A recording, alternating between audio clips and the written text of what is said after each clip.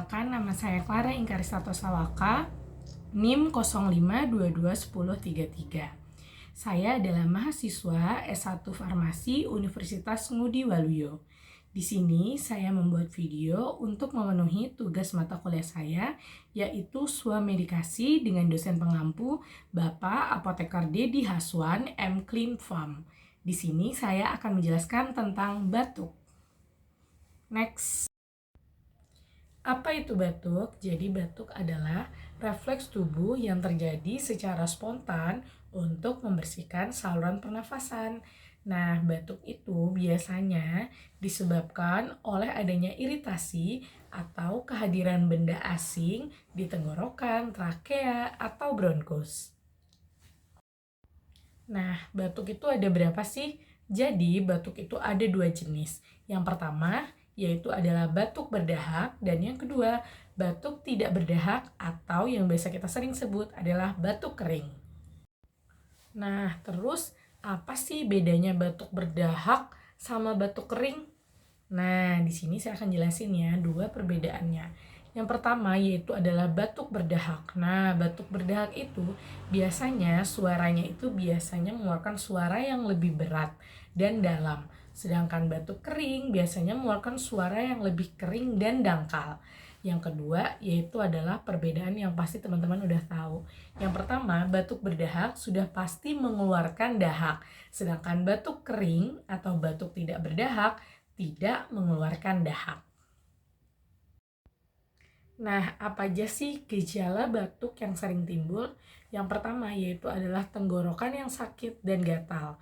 Yang kedua yaitu adalah sesak napas atau kesulitan untuk bernapas. Dan yang ketiga yaitu adalah nyeri dada pada saat kita terlalu sering batuk atau batuk yang terjadi secara terus-menerus. Dan yang keempat yaitu adalah mual muntah. Jadi, batuk yang terus-menerus dapat memicu terjadinya mual dan muntah. Nah, apa aja sih faktor resiko orang yang terkena batuk? Yang pertama yaitu adalah infeksi saluran pernapasan. Yang kedua yaitu adalah merokok. Dan yang ketiga yaitu adalah polusi udara yang kotor. Yang keempat yaitu adanya alergi. Dan yang kelima yaitu adanya kontak dengan penderita batuk. Jadi, bagaimana pengobatannya? Nah, di sini saya akan menjelaskan bagaimana pengobatannya. Nah, obat batuk yang biasa digunakan untuk meredakan batuk itu dibagi menjadi 3 kategori, yaitu adalah penekan batuk atau antitusif, yang kedua yaitu adalah ekspektoran, dan yang ketiga yaitu adalah mukolitik.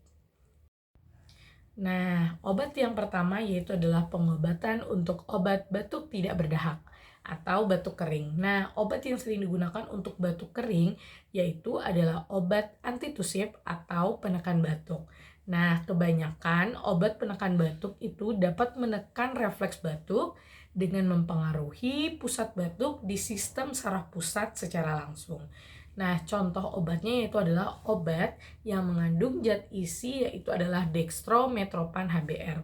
Nah, ini contoh obatnya ya.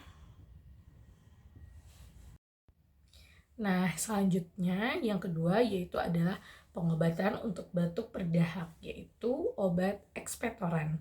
Nah, obat ini bekerja dengan meningkatkan volume sekresi di saluran pernafasan yang pada akhirnya untuk memudahkan mengeluarkan dahak dari saluran pernafasan. Nah, contoh obatnya yaitu adalah obat yang mengandung zat aktif gliseryl glycolat dan bromhexin. Nah, ini contoh obatnya ya. Selanjutnya yang ketiga yaitu adalah pengobatan batuk berdahak yaitu adalah obat mukolitik. Nah, obat mukolitik ini sama-sama untuk obat batuk berdahak. Nah, tapi cara kerjanya yaitu dengan mengurangi kekentalan lendir sehingga lebih mudah dikeluarkan dari saluran pernafasan. Nah, contoh obatnya itu adalah obat yang mengandung zat aktif yaitu ambroxol dan asetilsistein. Ini beberapa contoh obatnya ya.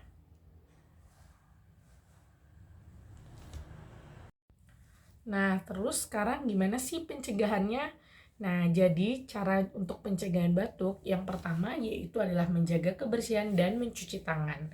Yang kedua, hindari kontak dengan pasien yang saat ini sedang batuk. Selanjutnya yaitu adalah gunakan tisu atau siku untuk menutup mulut dan hidung pada saat batuk. Selanjutnya yaitu adalah menjaga kebersihan lingkungan. Selanjutnya yaitu adalah hindari merokok. Dan yang selanjutnya menerapkan etika batuk dan bersin dan perhatikan gaya hidup yang sehat. Nah, terus obat-obat yang tadi bisa kamu dapetin di mana sih? Nah, jadi obat-obatan ini dapat didapatkan di apotik dan pastikan selalu untuk tanya obat, tanya apoteker.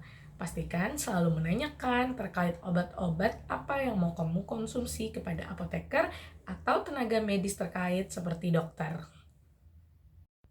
Selanjutnya, apabila pada saat kamu batuk, kamu mengalami batuk yang lebih dari 3 minggu, selanjutnya merasakan nyeri dada yang intens, adanya sesak napas yang terjadi terus-menerus, dan mengeluarkan dahak berdarah, segera konsultasikan kepada dokter dan kamu wajib ke dokter.